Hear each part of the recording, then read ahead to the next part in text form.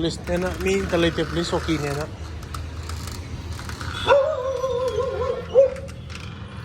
mi talite police shui tau hai nang the last location je ka in tas highway je hodira ba oh CJ 1156 last update me am log ti to rest October 27 अब phone में आगे मतंग पाब खोपगी करी करा photo video लो phone से लेब कुईद्रीब phone था तरुक गाइब मागी मरुना सी phone से मरुब लिसिबाई प्रोग्राम ददी स्टेज तो वांग वांगबनीना लापना चिंगजलगा कापे यायब Samsung S23 Ultra से इंफॉर्मेशन के खाली लो याव ना कनेक्शन के कल नहीं गतलो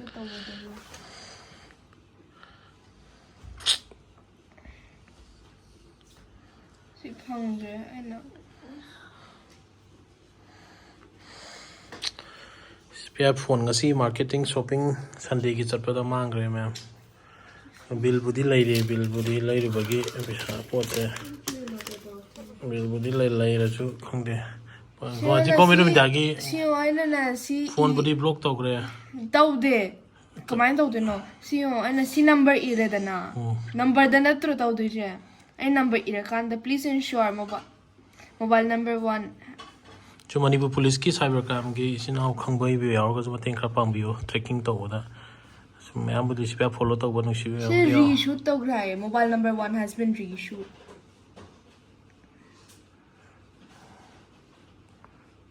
अदि वैलिड मोबाइल नंबर जो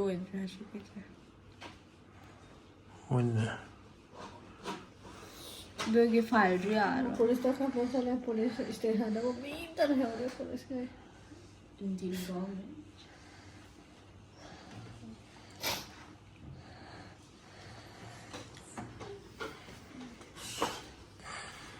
टाइम साइन में हाँ तो हो सीजे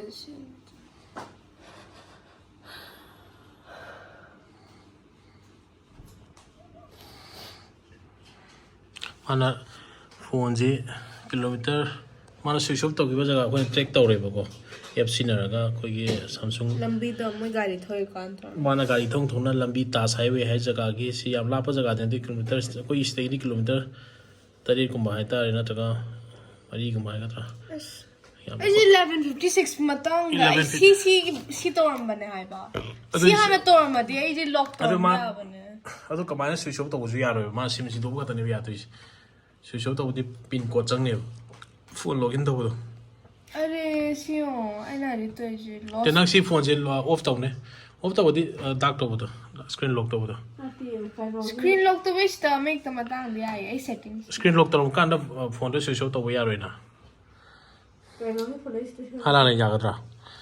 स्क्रीन लॉक लेंगे फोन स्विच ऑफ तौबो यारोइबा लॉक तो नम कांदा ओपन तौर कांदा स्विच ऑफ तौबो यानेबा सिम गतरे मा लथोक यादो जेजे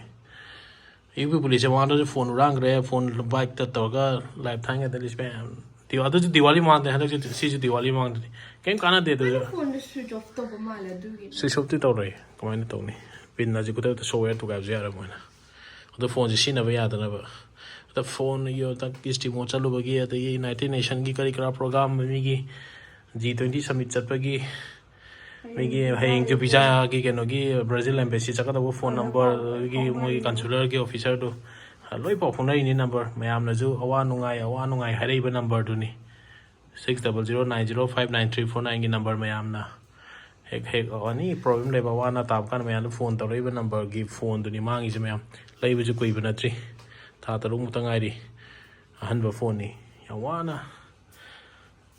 टेक पैसा सागत चलगा या वाना लेजब फोन नि मैम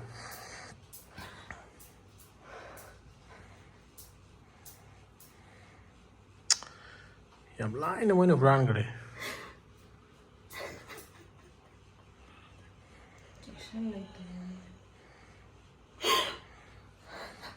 सिटी गाजी बाथरूम तने ये तास है में कोई गाउसदी मोल दिए तो ना गाड़ी टायर सेव चो जाना पी खरा लई संडे मार्केट नुती संडे खुदिंग हे हांग मार्केट तो कोई लेबा चलु बनेबा याम इंजांग जुना तेल पान चनी जोंगी ना खतने दुदा मी जे सिन बनते याम नोइते मैम कोई युम न सिदा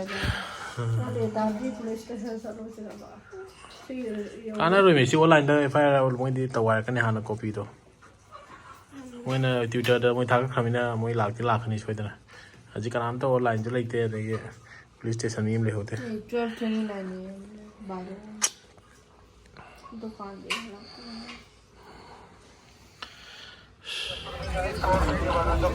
यहाँ में फोन नहीं सो रहा ना मेरा का फोन क्या चीज? अभी आपसे नारियल लिया था ना मैंने पेटीएम करने की कोशिश किया था भाभी ने वो केस दिया था आपको लेकिन फ़ोन तो नहीं मिल रहा है यहाँ से ये दोनों बीस में मैंने फिर यहाँ से सामस लिया आपसे नारियल लिया ना 0.5 किलो अभी याद है ना 0.5 किलो का नारियल लिया ना 3 पीस दिया ना आपने वो मैंने पेटीएम करने के लिए फ़ोन निकाला यहाँ से तो यहाँ मोबाइल कुछ नहीं छूटा है। मैं नारियल तोल दिया मैं तो उधर ही खड़ा हो गया। हाँ ना तुम्हारा नहीं है इधर से चोरी किया इधर से ये दुकान से